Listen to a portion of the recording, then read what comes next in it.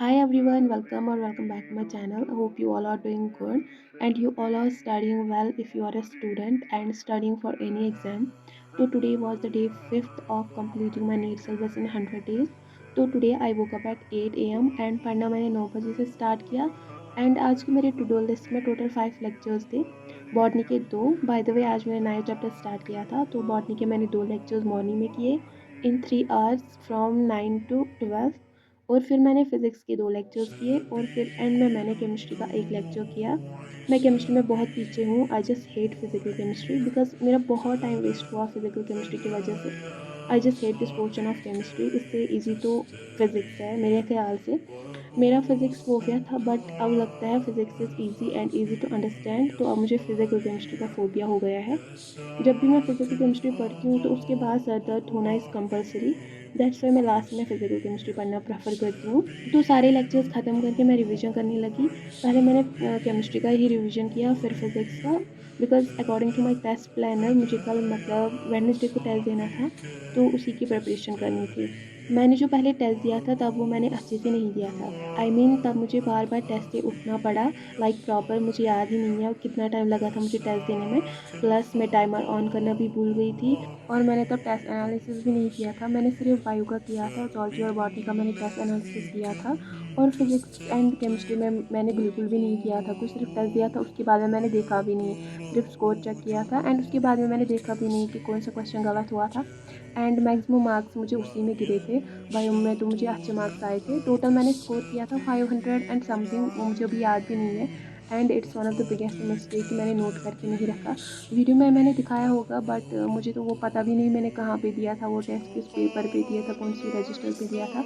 तो इसलिए मैं फिर से दे रही हूँ प्रैक्टिस टेस्ट फर्स्ट। एंड हाँ, अगर आप भी टेस्ट एनालिसिस नहीं करते टेस्ट देने के बाद तो you are doing one of the biggest mistake जैसे मैंने की, इसलिए मुझे नए से टेस्ट देना पड़ा। तो test analysis is crucial because it helps evaluate student understanding and identify knowledge gaps and inform instruction. I will tell you some of, because most of the students like me ये गलती करते ही करते वो test देते हैं लेकिन उसके बाद एनालिसिस नहीं करते। तो टेस्ट देना is important and also test analysis is उतना ही important because it helps us pinpoint topics or concepts where students struggle all the time. And yes, analyzing test results track student growth and progress over time, informing future instruction. Or yes, test analysis assesses the effectiveness of teaching methods and materials, highlighting areas for improvement. Or insights from test analysis can inform curriculum revisions and updates by identifying areas of weakness. तो overall test analysis is essential because अगर आप test दे रहे हो तो उसके बाद में analysis भी ज़रूरी है। आपको देखना है कि मैंने कहाँ पे गलत किया था। अगर मैंने सारा पढ़ा है, मैंने टेस्ट दिया, उसके बाद में देखना है कि मैंने कहाँ पे गलत किया, कौन-सा क्वेश्चन मुझसे गलत हुआ है एंड उसके बाद में आंसर देखो। बिकॉज़ जब आप फिर एग्ज़ाम देने जाओगे तो फिर उतनी मिस्टेक्स नहीं होगी, अगर आपने पहले से ही चेकिंग किया होगा। And yes, one more thing that I have to share is the resources that I am using for my preparation.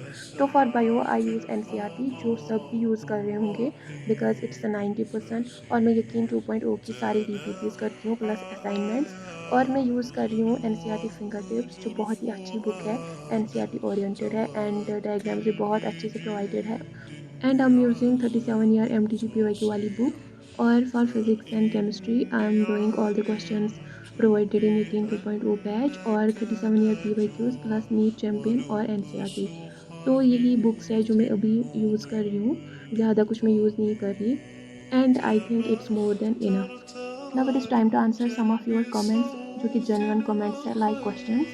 तो smallest bone in the human body is the stapes, it's located in the middle ear and इसका measurement जो है 3 mm है, 0.1 inch in length. And the second comment is bio के notes. I don't know ये bio के notes है या botany के नोट्स है, बट मेरे पास किसी के नोट्स नहीं है, मैं लेक्चर से खुद नोट्स बनाती हूँ। एज आई ऑलरेडी टोल्ड कि मैं रेडीमेड नोट से नहीं पढ़ सकती, मेरे पास अपने नोट्स होने चाहिए सो दैट कि मेरा रिवीजन टाइम जब आएगा सो दैट कि मैं अच्छे से रिवीजन कर पाऊँ, बिकॉज अपने नोट्स में एक अलग बात होती है एंड अलग फीलिंग होती है कि अपने नोट्स जब आप रिवाइज़ करते हो तो अच्छे से रिवाइज़ होता है, अच्छे से सब कुछ याद भी आता है कि मैंने ये कब नोट किया है, कैसे किया है। तो इसलिए अपने नोट्स होने चाहिए, रेडीमेड नोट्स से पढ़ने का कोई फ़ायदा नहीं है। आप सिर्फ रिवाइज़ ही करते रहोगे लेकिन याद कुछ नहीं रहता उनमें से। मैंने ट्राई किया है ये, इसलिए मैं खुद अपने नोट्स बना रही हूँ। So this was it for a day. Wishing you the best of luck for your NEET exam. May your hard work and dedication pay off. and may you achieve your desired score. Stay focused, stay calm, and believe in yourself. And may you ace the NEET exam with flying colors. May your efforts translate into excellent results, and may your dreams take you to the greater heights. Once again, thank you so much for watching my video.